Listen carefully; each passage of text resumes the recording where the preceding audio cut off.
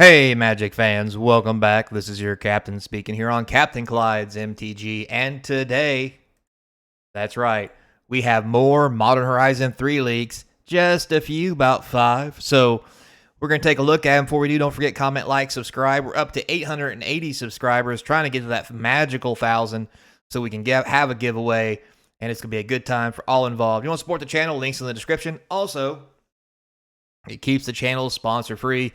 We've got memberships available for other cool stuff. It helps get you discounts, all kinds of cool things going on. So check it out, support the channel. Otherwise, I'm gonna have to start tracking down ShamWow again. I was giving up there for a while, but I mean, I'm a dedicated man. I can go hunt them down. I'm just saying. So without further ado, let's get into it, because Modern Horizons 3 waits for no man. So the very first card in Modern Horizons 3 that was leaked recently is Oblivion Sower. Now, this is a reprint, I believe. 6 colors for 5/8. When you cast this spell, target opponent exiles top 4 cards in their library. Then you may put any number of land cards that player owns from exile onto the battlefield under your control. Now, it's a 5/8. Notice this symbol here. This is a commander mythic.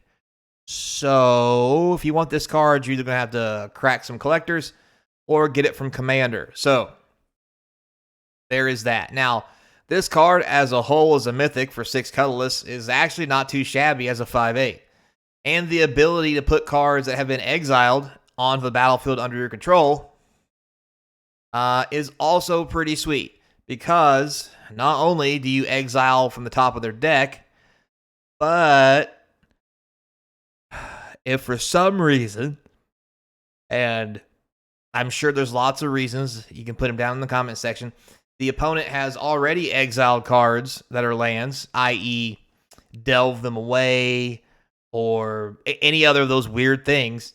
They're in exile. It says here, you may put any number of land cards that player owns from exile onto the battlefield, not just a forage and mill.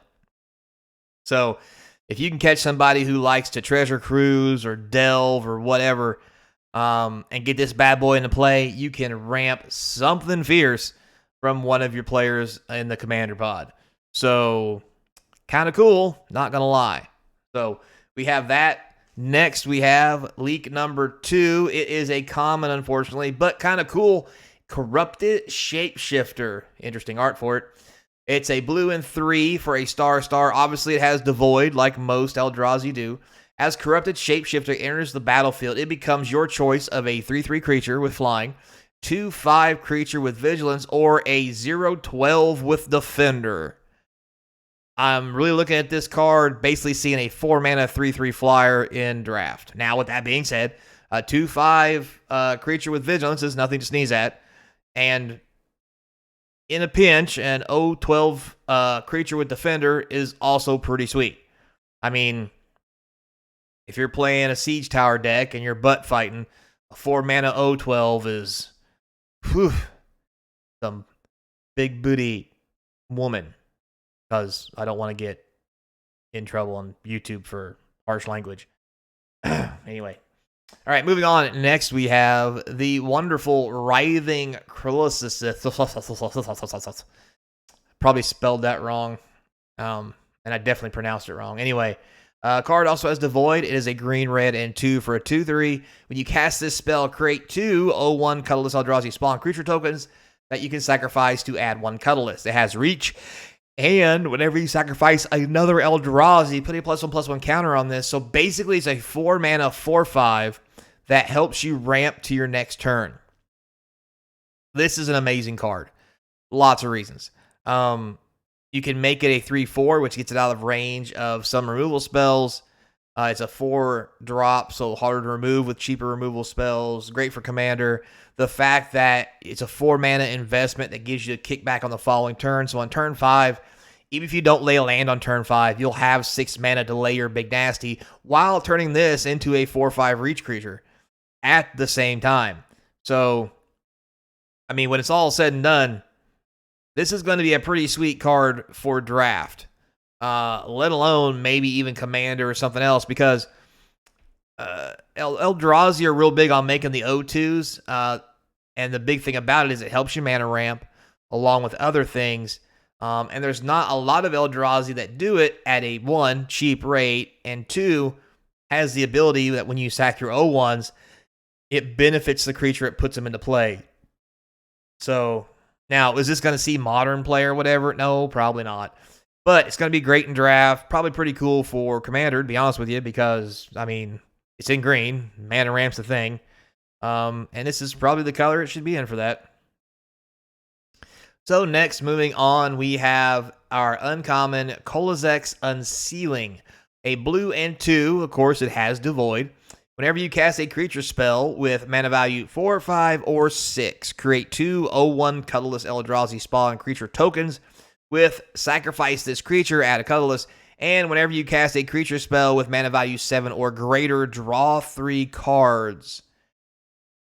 Wow. Lot to unpack here. This is very similar to the red spell Sarkon's something. I don't remember what it was. But anyway, it has the same kind of effects for the mana costs, or for the mana values, 4, 5, and 6, and then 7. However, this is probably just better because you lay this on turn 3. On turn 4, lay an Eldrazi, make 2 tokens. If you've laid a land, you've made 2 tokens. You now have 6 mana.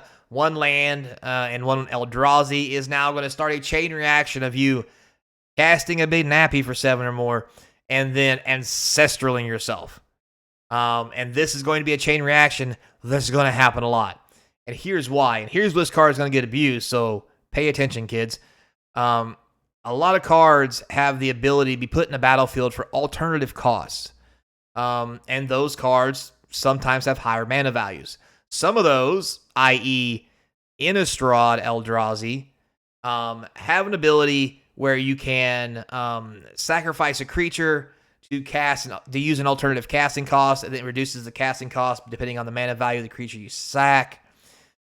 With that being said, you can cast cheaper, you can cast more expensive creatures for less by sacking creatures, and also their mana values are high, so the mana value here is what it's targeting, not how you cast it. It says whenever you cast a creature spell, mana value 7 or greater, draw 3 cards. So I forget what the ability was called in Innistrad. It's been so long. It's geez, I don't even remember now.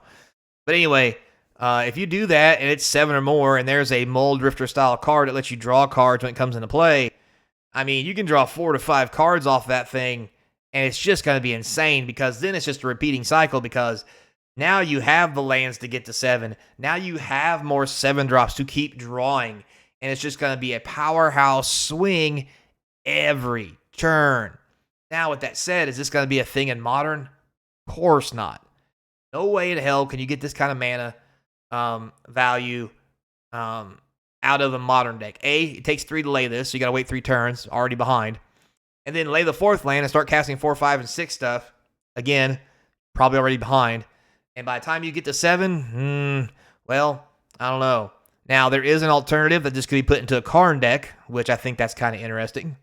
We'll have to see how that goes. But all in all, this card here is going to be a sweet card for those Eldrazi Commander decks. So, moving on. Next, we have the last card that we're going to spoil here. It's the Wampus. I think it's the last card. Wampus Aberration. A green and 3 colorless for a 6/6. It has Devoid, obviously. If you don't remember, this is a play on the Haunting Wampus. A lot of these Eldrazi's are coming out of play on older cards. This used to be the Haunting Wampus, which is a 4-mana 6/6. Let your opponent cast a spell out of their hand for free, basically.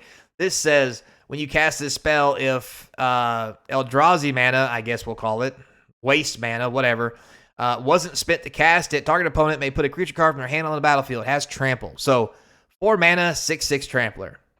What this means is, once you have a card, if you do put the colorless into it like you're supposed to, you have a 6 mana Trampler. End of story. Thank you, drive through. And in the older formats, Commander especially, and things where you can fetch things like basic wastes and what have you, whatnots, this is going to be a 4/4/6/6. A 4 mana 6/6, sorry. And I'm not going to lie, in draft, this a big boy. And if the drawback doesn't get used, this is a cheap big boy. Lots of ass whooping coming. So there you have it, guys. Those are the cards that have been leaked so far. Extra. Stay tuned. The actual official leaks don't start for a couple more weeks, but they're slowly bleeding out. So it's hard telling when we might get the next spill. So until next time, be kind. And as always, I hope to see you across from the game table, Eldrazi man.